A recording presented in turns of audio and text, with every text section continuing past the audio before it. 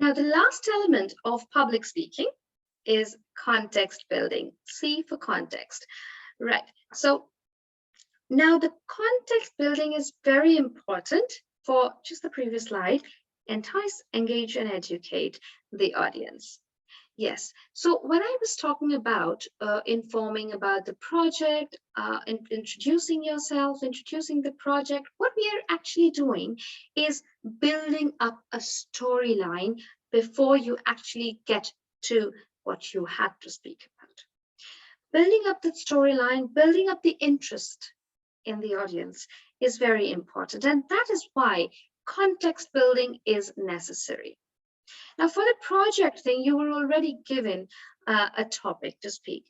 There could be times when you need to conduct a session with, let's say, a team of 25. You know it's all about a project. They know it's about a project, but how do you break the ice? How do you get into their minds and tell them, you know what, you got to focus on what I'm going to talk about now?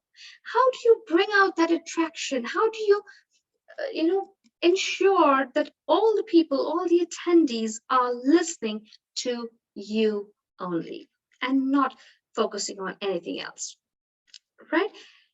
That is context building.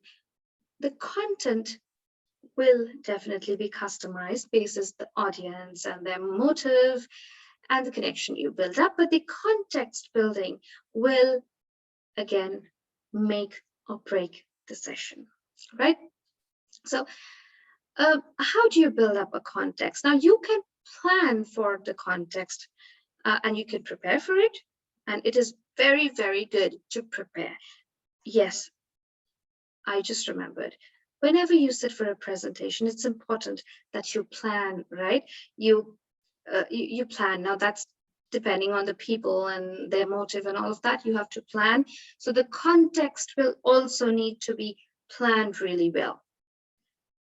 But the context, although planned, needs to be tweaked a little depending on the situations, the conditions, and the observations that you see. Now, you have planned for something very good, okay, the context build up, but when you actually hit the stage or when you actually start the meeting, there's something else that happens. The power goes off, and that becomes very, very obstructing, distracting, and your confidence is all gone, right? So when you get the power and when you're back there, you can't start with the context you had planned for. So you really have to start talking to them, laughing about it, whatever happened, just kind of easing it, breaking the ice. Your ice breaking is done right there, remember?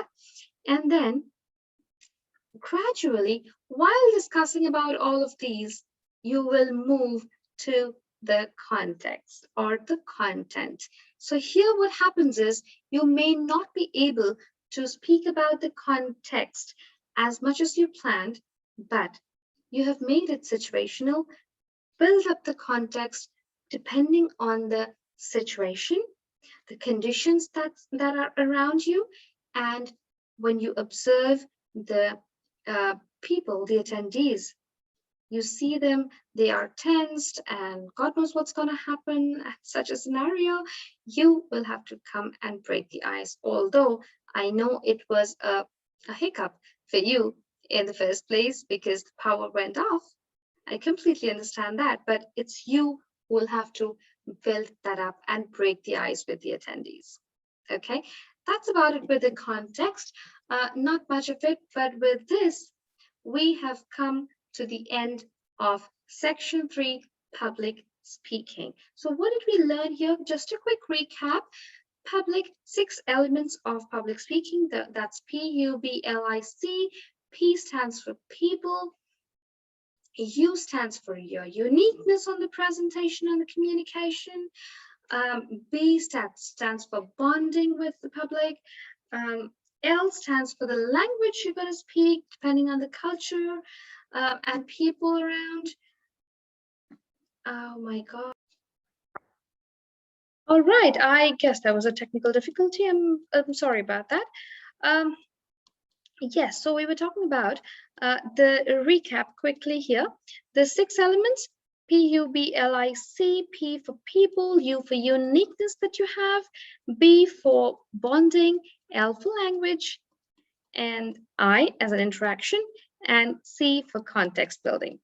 With that, we come to an end of section 3 of public speaking. And now we will now go to the conclusion section. But before the concluding section, I really have some good news for you. Well, I am going to share 2 bonus strategies. Those are 2 difficult questions or statements that always come to your minds for those of you who are a little who do lack confidence when it comes to speaking in public. This is beneficial for all of you. So the first bonus that I'm going to, in fact, let's see it in the next slide. Okay, I'll see you in the next slide in just a minute.